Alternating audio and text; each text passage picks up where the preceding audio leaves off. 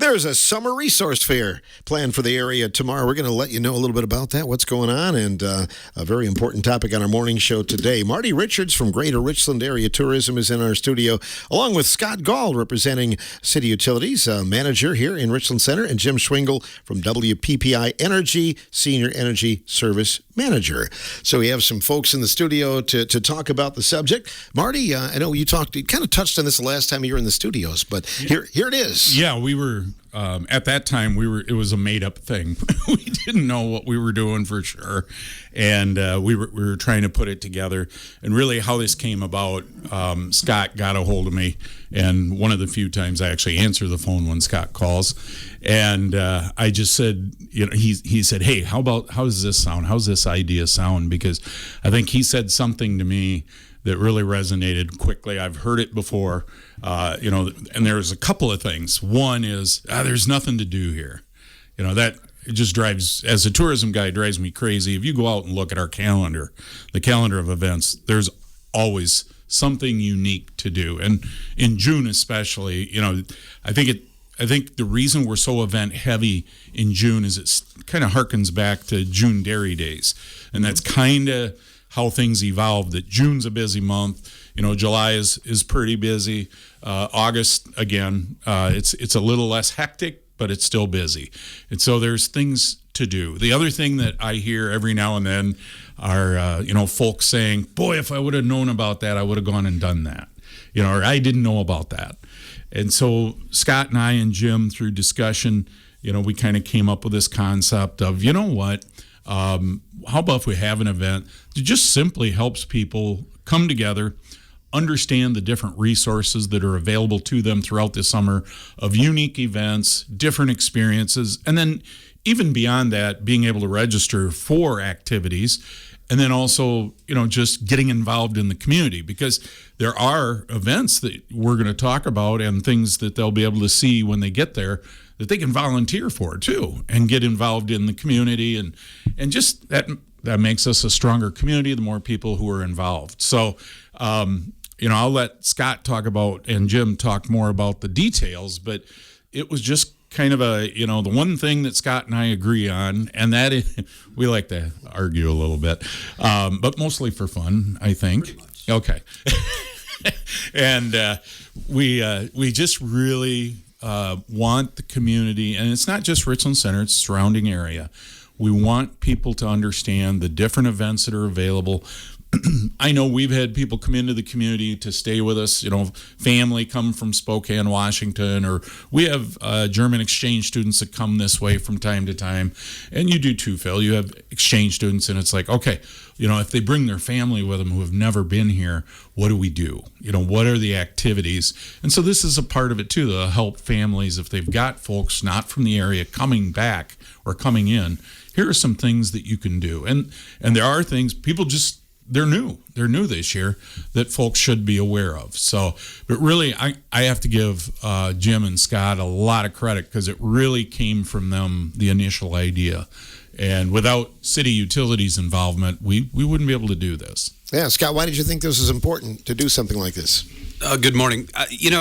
In my new role as utility manager, we talk about growth, right? And we talk about, I've lived here all my life, and, where our population is, and we talk about housing, and we talk about everything that we have in this area. But, living here for my whole life, there's a lot of events that I really don't know, because maybe it's just things that aren't my interest. But I guess where me and Jim and our customer appreciation days have worked good for the utility in October, of an idea of, cooking out, just from the utility side, just supplying, a sandwich, a drink, and getting these organizations in one spot, just to showcase them, with the opportunity we have here with you, and just educate the public.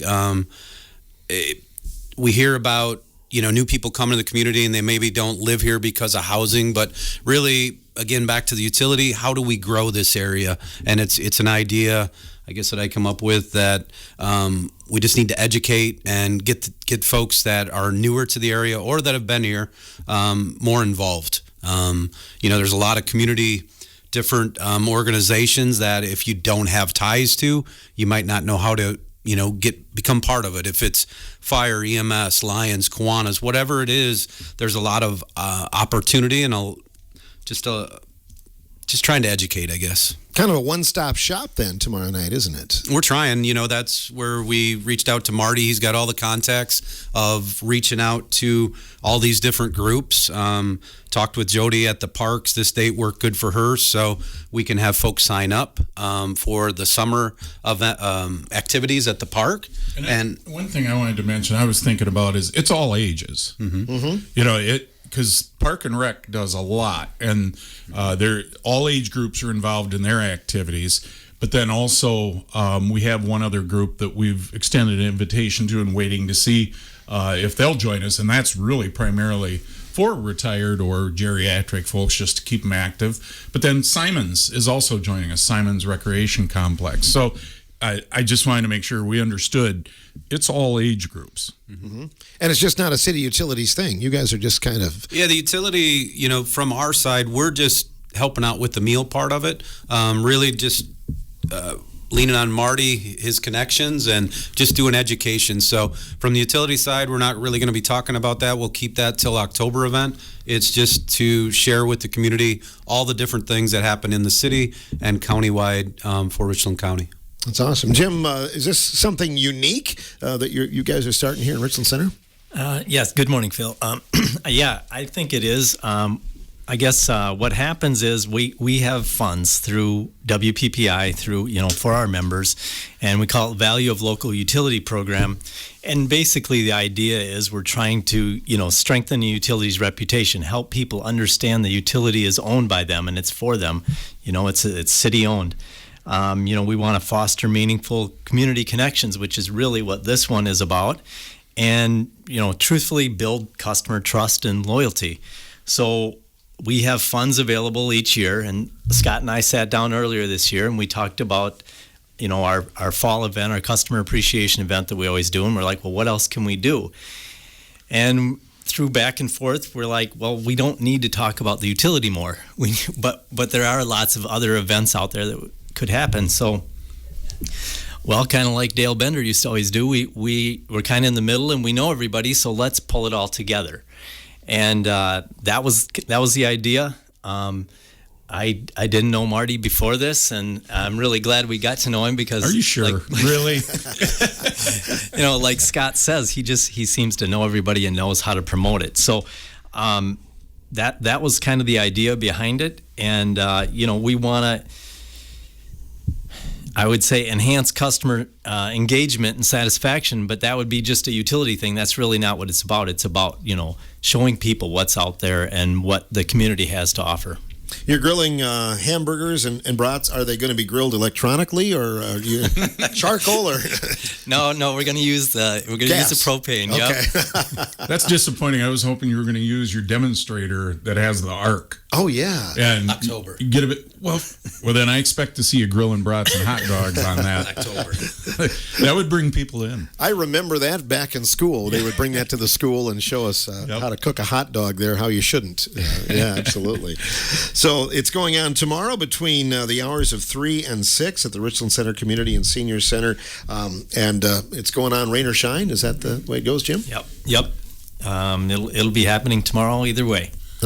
Very good. Scott, I know it's been a good spring, it seems like, but summer brings some challenges for the utility, doesn't it? It does. Obviously storm season. Yeah. Juno was at a conference last week and a half ago. Juno, the superintendent, general manager's there, and all of a sudden he sprints out of the room and their town got hit with a tornado. But pretty neat, the public power and all utilities, how they work together.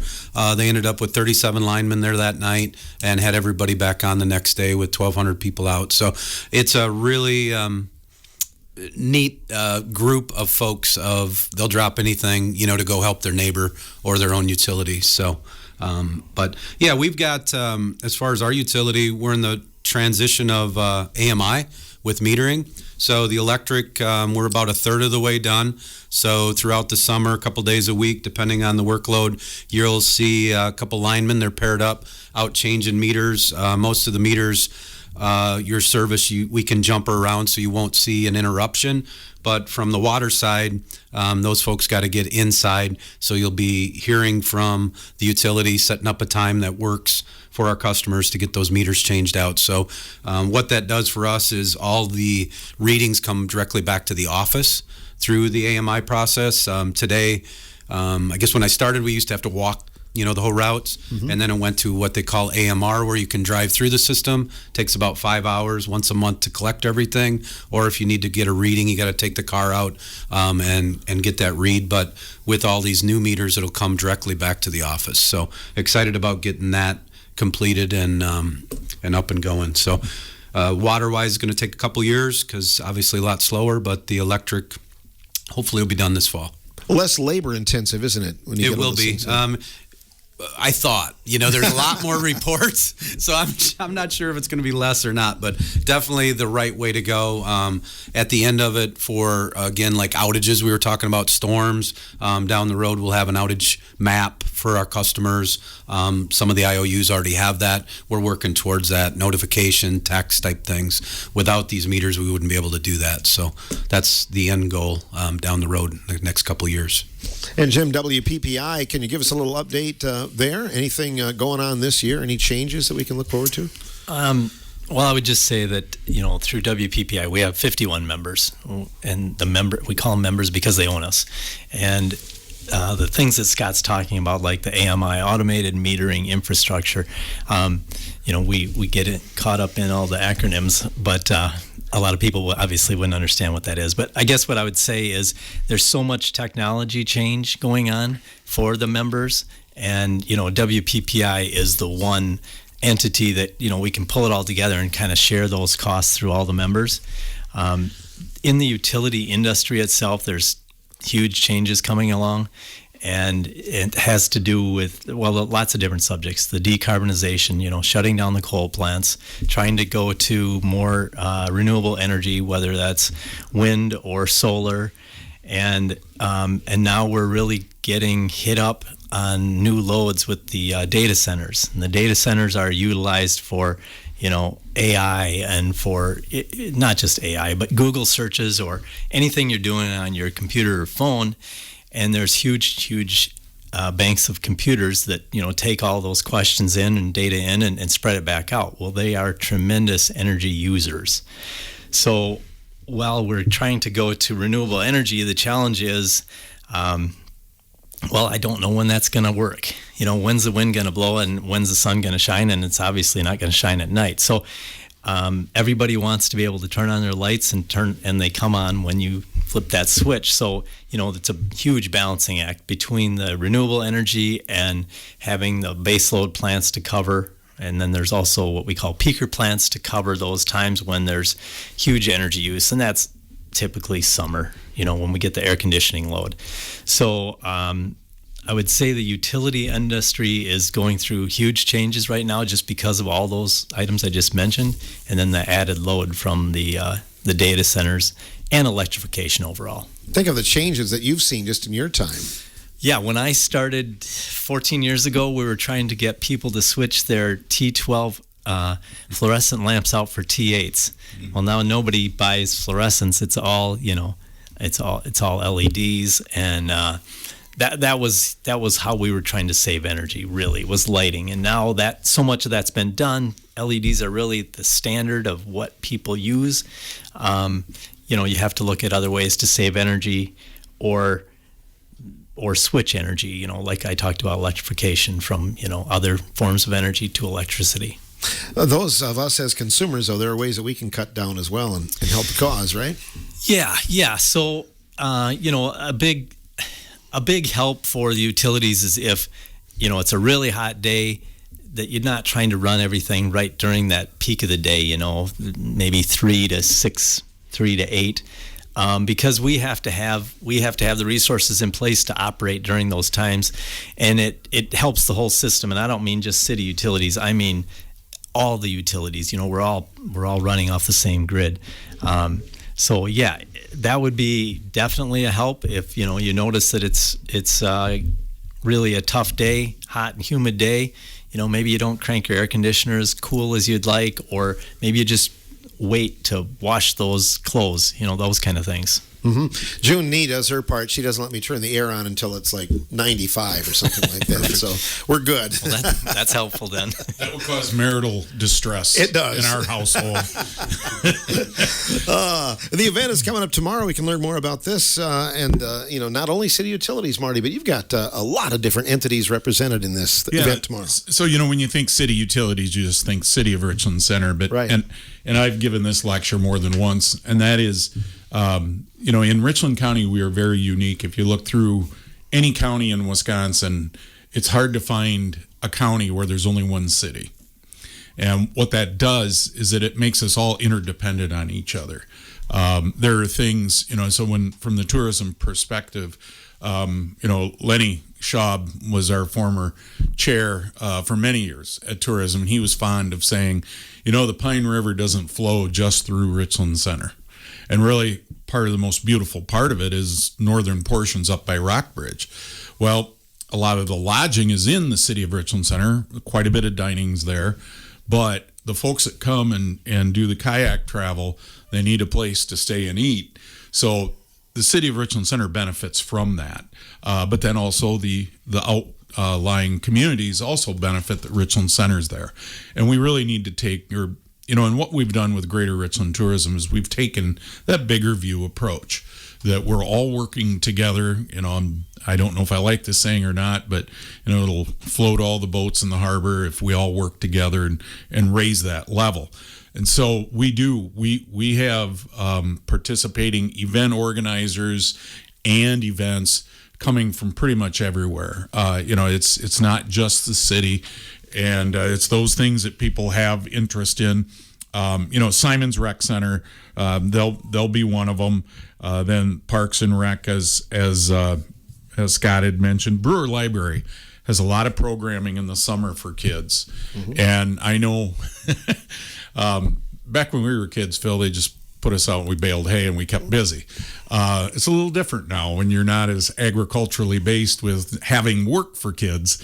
We need to keep them, active in a healthy manner.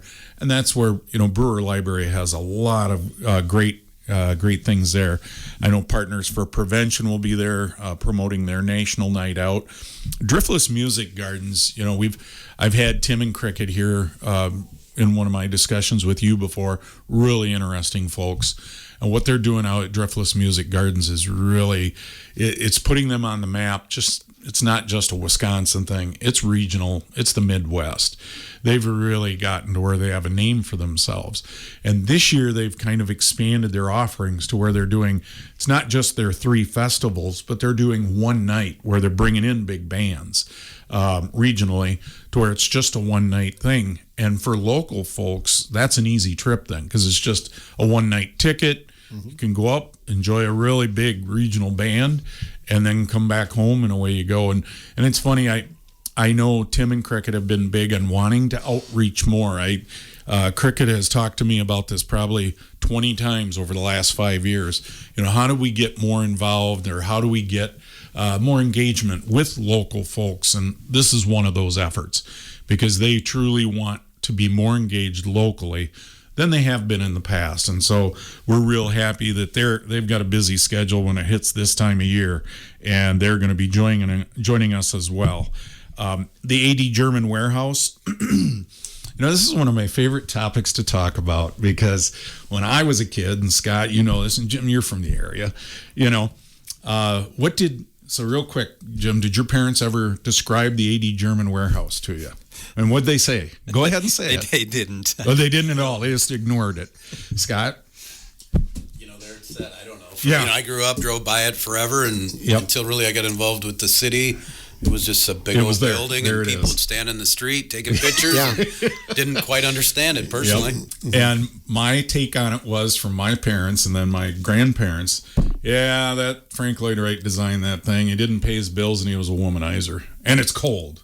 Well, it was built to be a warehouse, right?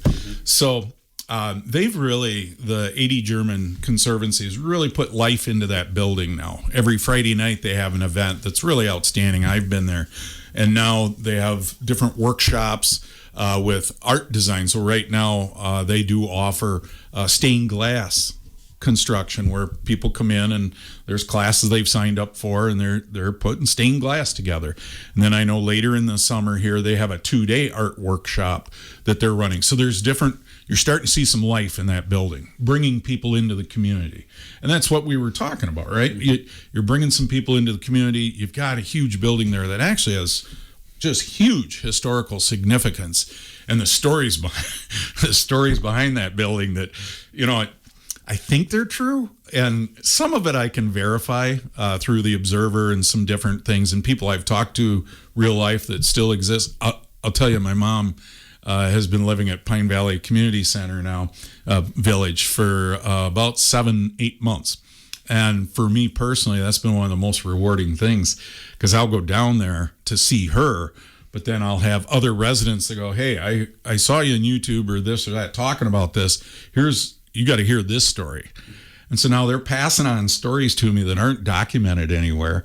And I'll bet a third of the time it involves Frank Lloyd Wright or A.D. German, because the stories about that building and the history of it are just phenomenal. And I think you need to get in there and take a look at it. And now that there are things happening, there's other reasons to get there. Anybody could enjoy any of those. Southwest Partners, this is when their season ramps up. Thunderfest will be coming. They'll talk about that. They'll be able to get you information there. The Culpeper and Merriweather Circus will be coming in August, and they'll be able to get you information on that. They also are connected very strongly to the Pine River cleanup effort, and they've really stepped into the gap there to make sure we can kayak the Pine.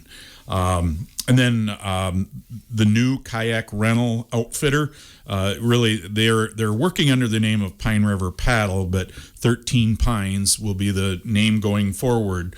And Jen was here. I had her for the tourism update, and Dennis, her dad, and they're active and getting after it now. They'll be there to connect with them. Greater Richland Area Chamber of Commerce will be there. They have the Taste of the Hills coming up, and they'll be able to fill you in on that, as well as other events they have this summer.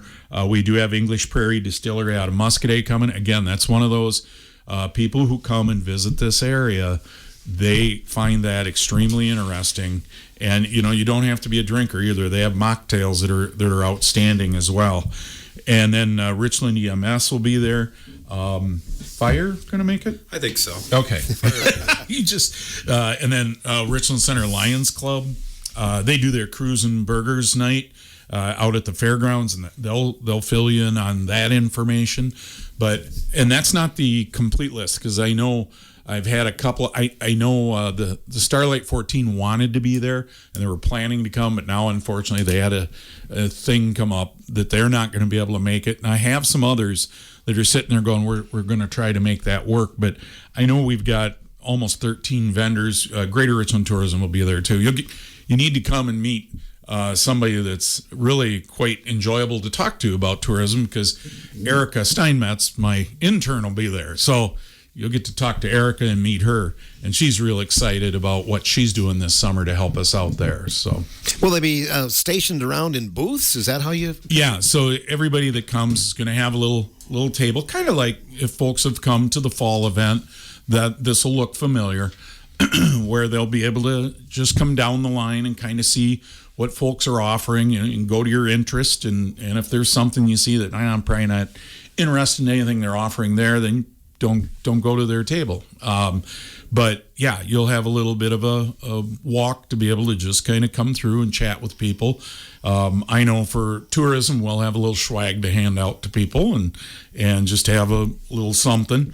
And I'm sure others will have that information as well. The other thing we will offer there that we're finding people are really having an interest in is our travel guide. And the travel guide is really been utilized not just by our lodging opportunities, but also just when the relatives are coming in town, to give them that. And so then they know the different things they can do. Mm-hmm. And then also I know there's a city department or two that will be there just helping out with things. I know we got Matt Williams from zoning coming. And Matt, I was there when Scott and I and Matt were chatting about it. And it was, summer's when everybody really starts looking at those projects. And I get it. I've been guilty of this in the past in Ithaca Township. I put a whole big deck on and didn't apply for the permit ahead of time because I didn't understand what triggers that. And I had always been led to believe it was, well, as long as you don't change the outside framework of your house, you're okay. Well, if you think about that, it's like, wait a minute, that can't be right. So that's a good opportunity just to come talk to Matt, kind of understand the zoning. If you're thinking about putting a deck, a garage, adding on, whatever it might be, just casually have that discussion of, hey, I'm thinking about building that big deck that Marty did, and he did it wrong. So how about if you help me understand what are the steps I need to take to do that properly, and what permit might I need? So there will be other informational things like that for city residents as well. It's indoors? It is indoors. Mm-hmm. That was one of the things, we learned something from Miller Park, which still Miller Park, by the way. I remember when they were selling that. Yeah, no arguments starting today. I remember the Tommy Thompson, his real lead on selling that, and Bud Selig was, we're going to really help our attendants drive if they know when they drive to Milwaukee, there's going to be a game. And they're right. That, at the time, wasn't a popular argument, and I don't know if we saw it, but just the fact now I know it's, going to the game. End of story. And anybody who's in a fantasy baseball league will know, oh, man, that throws you sideways. Well, you think you got your lineup set, and then all of a sudden, nope, we're not having, you got 4 guys in your lineup that aren't playing today. Right. That causes some major pain in fantasy baseball. Well, anyway, tomorrow, you can show up. You're going to get a meal off the utilities. Yeah. Scott promises not to manhandle, all the meat. It'll be handled appropriately. I'm not okay. grilling, so and you're not sampling a whole bunch of it. Okay. You're not burning tomorrow. I'm not going to burn it tomorrow. No. So you know what's going to happen. You're going to be able to come get great information and be on the inside where there's plenty of room, and it'll be comfortable for everybody. Good deal. We'll let Scott have his time here as well after the break in just a little bit from WRCO. Again, that is going on tomorrow, 3 until 6 at the Richland Center Community and Senior Center indoors. That forecast is a little iffy tomorrow with some rain in that forecast. We'll have more coming up here on the morning show.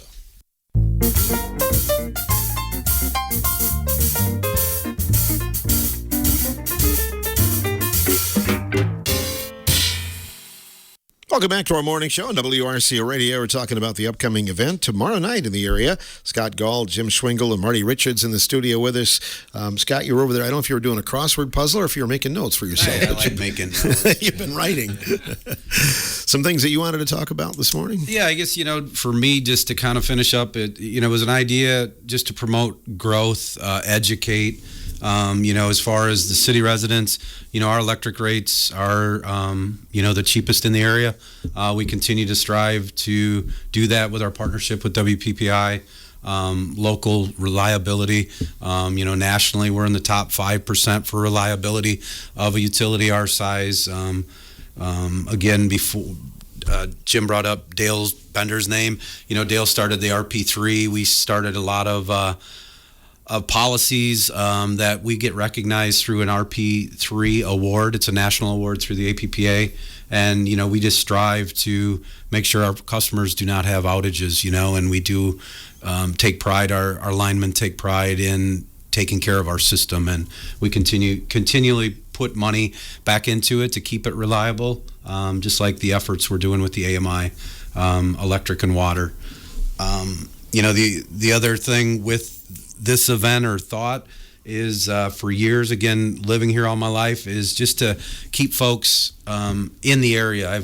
Before I come to City Utilities, I worked at Rockwell Automation for 15 years, and we had a lot of salary, new folks come in, and they never lived here, right? And that goes back to the housing that the mayor talks about and we all talk about, but they just didn't stay here. You had new folks in good jobs that would go to the Spring Green, Reedsburg, they'd commute. And just looking at how we can educate those folks and get a program going here to educate new folks in any of in the hospital, any of the industries, to show that, be part of our community. You work here, and be part of it. If it's EMS, if it's fire, if it's Kiwanis, Lions, whatever organization, just get involved with our community. City government, county government, all those things. We need folks to help us move forward in the decision making and make make this place better, I guess, is the point of where the thought of why we're doing it. Utilities has its own commission as well. We do. We have a utility commission.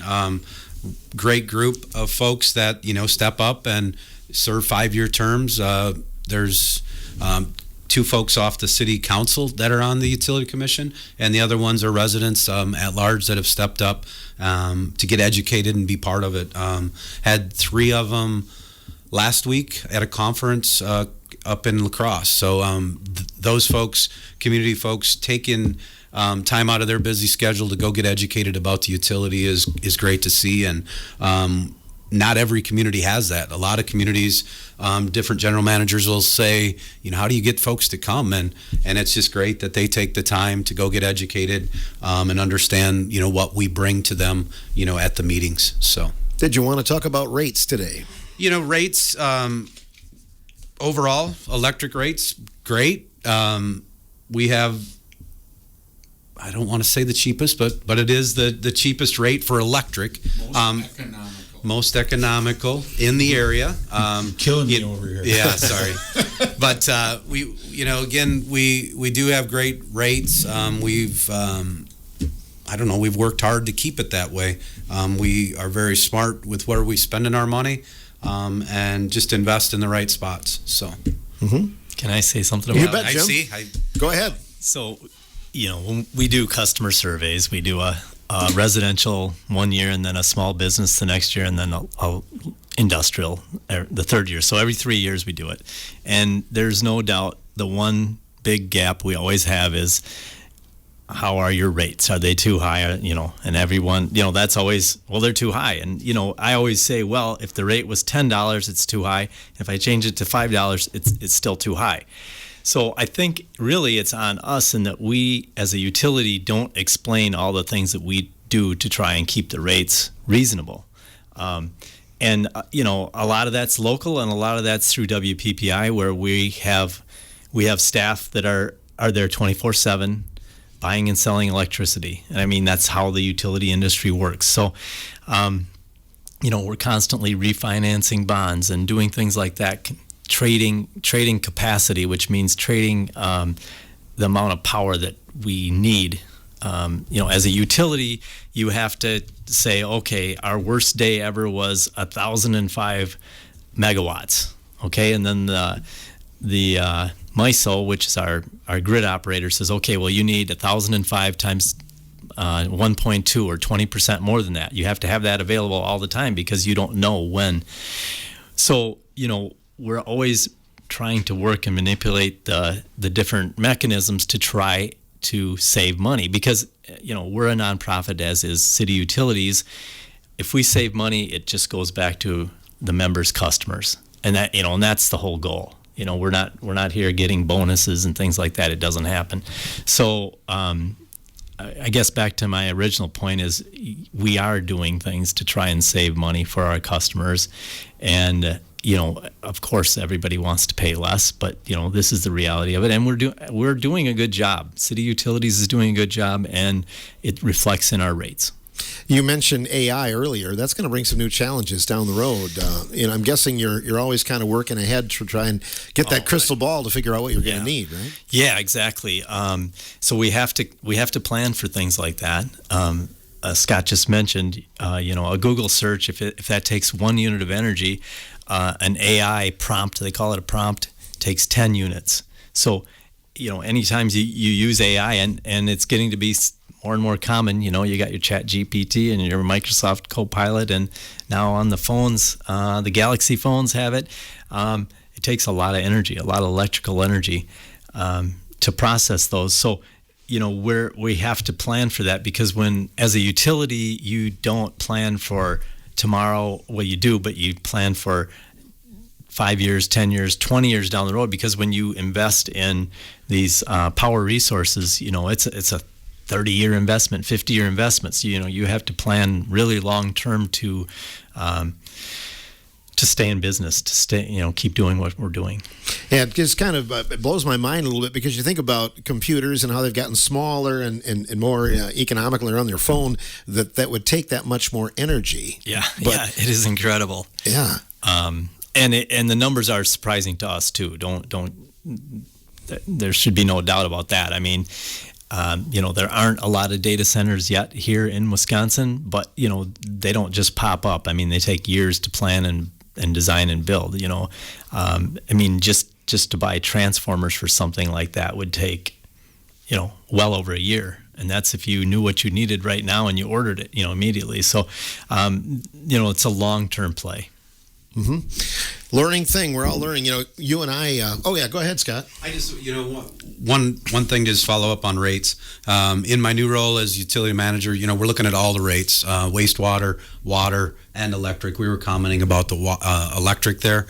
Continue to look at other opportunities with wastewater to help drive those costs down.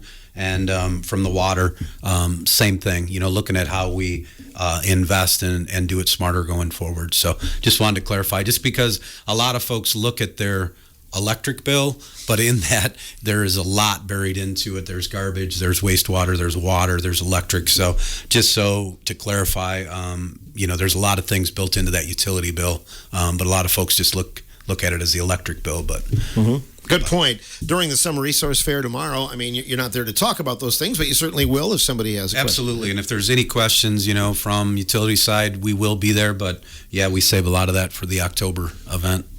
Good deal. You're just worrying about feeding the folks tomorrow. Just got to take care of them. That's right. Marty, there are a lot of events coming up here, not only this tomorrow at the community center, but boy, we're going to hit the month of June and hit the ground running, aren't we? Yeah, when you hit the dairy breakfast, Richland County Dairy Breakfast out at Schmidt Farms this year, and I know, we've seen, I'll just give you the heads up that there's going to be a lot of people there for that. Weather dependent, weather can play into it too.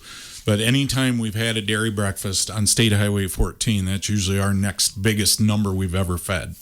And that one, I know there's a lot of interest, because their milking parlor is it's out of this world. It's a whole different thing. And there's a lot of interest in their facilities. So not just local, we'll see a lot of folks coming from way outside of our area, which we see anyway.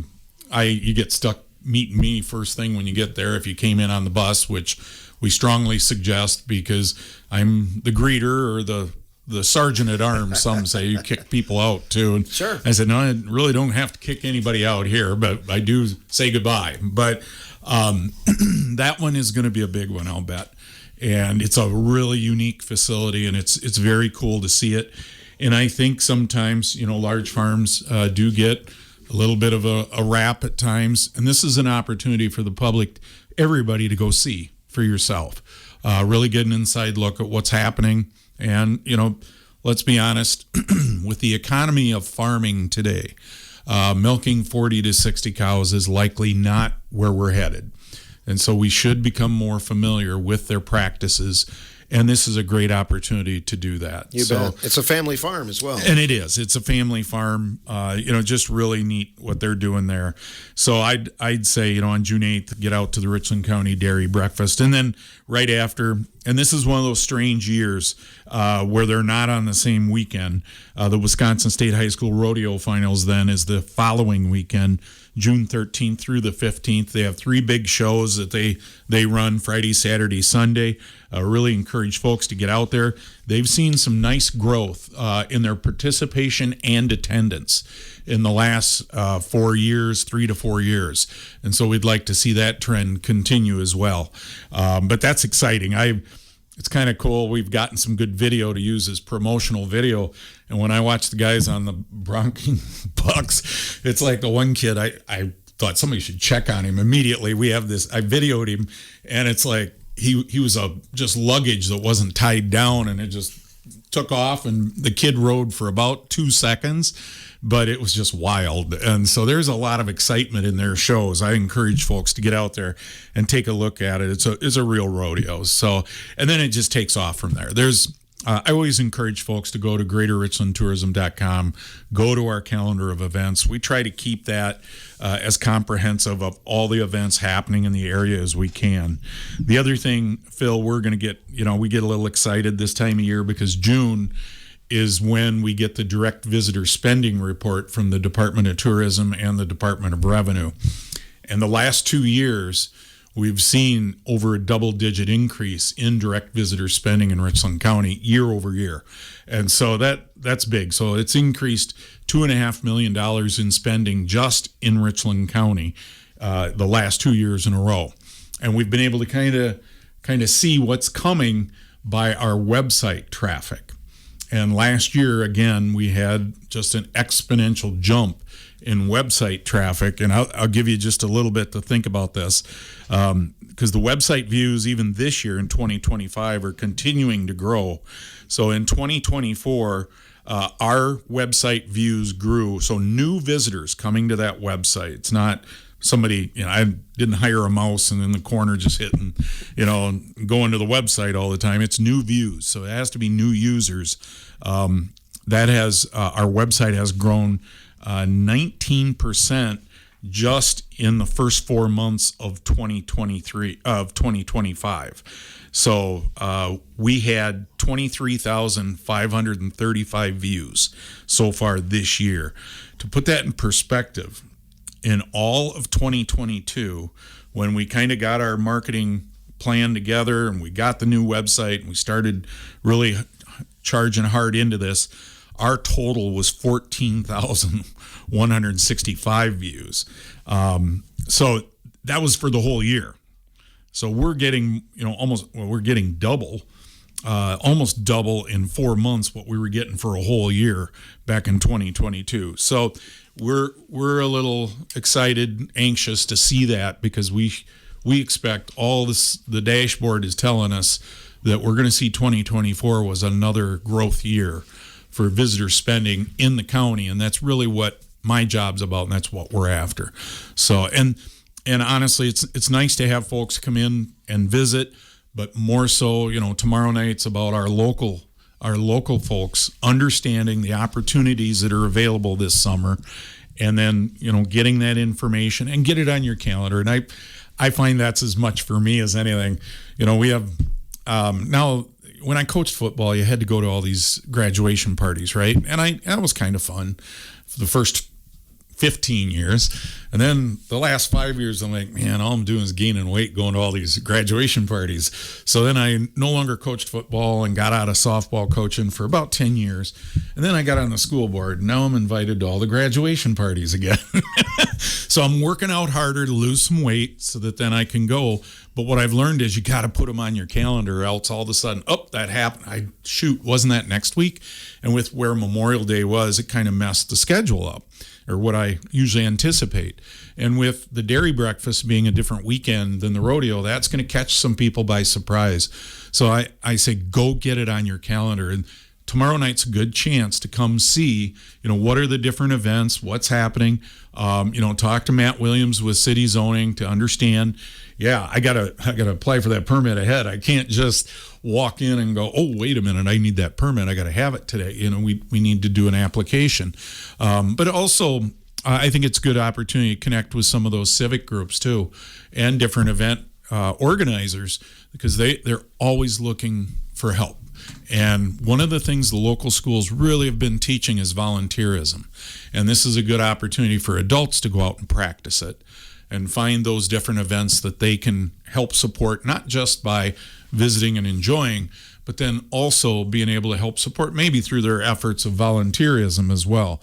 And then also, the last thing I would say is I've done my best to reach out to the contacts I've worked with in the past that might be organizers or event planners that happen in our area. And I may have missed somebody. There may be a civic organization that has an event and I've missed it, or you're going to have a new one. There could be a new event coming up.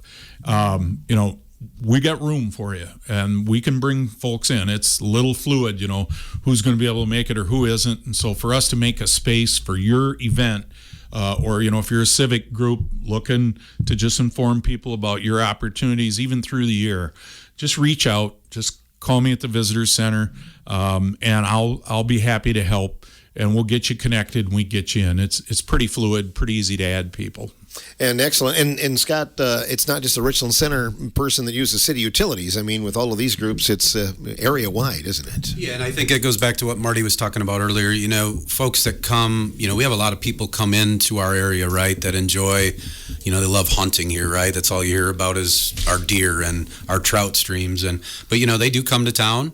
And, they buy gas, they eat food in town, and all that's served by city utilities. So I think we all win, and I think back to Marty's point, we are the only city. I think we have to broaden just outside of our customer base of who does, support us and take care of us. And that, is the idea why we opened it up, to the area with this opportunity to show off what our county does have to offer. You bet. Jim, thanks for your expertise. Always appreciate you coming in here. Here's to a good summer, right, with no storms to worry about. Yeah, there you go. And we're excited to help bring people into Richland Center tomorrow night and learn about all these different items that are available to them. It's at the Community Center tomorrow evening, and again, it's 3 until 6, and everybody is welcome. Anything anybody else would like to add this morning? No, I think covers I'm it. Good. Come down and have something for. We're gonna support our local locker, and we'll have a good meal for you. And I will not cook. I'll deliver. So but it'll be safe too. It'll be safe. But you do have the fire aspect of it there. You've got some people to back you up if you we do should start be okay. a fire. I hope. I think they would back me up. Things get out of hand. We'd be all right. There's a safety. We got the chief there. Yeah, we'll be all right. Thanks, guys. Thanks for coming in, and we hope it goes well tomorrow night at the Richland Center Community and Senior Center. Scott Gall, Jim Schwingle, Marty Richards, our guest today.